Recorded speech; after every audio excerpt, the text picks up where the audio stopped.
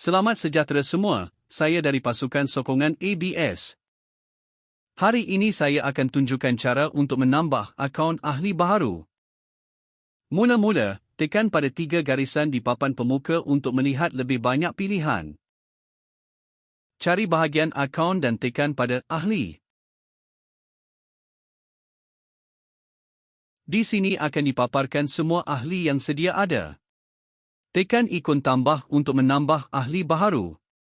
Maklumat yang diperlukan ialah jenis ahli, nombor ID, nama, jantina, kewarganegaraan, negara, status perkahwinan.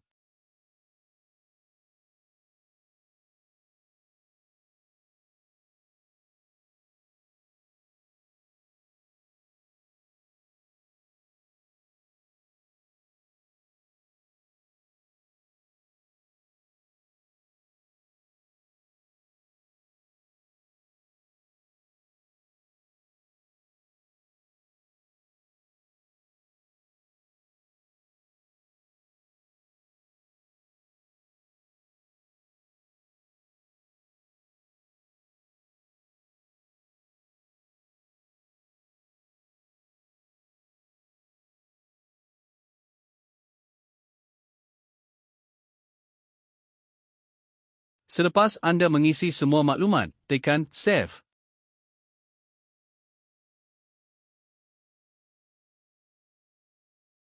Dan anda boleh cari ahli baharu anda di sini dengan menggunakan fungsi carian.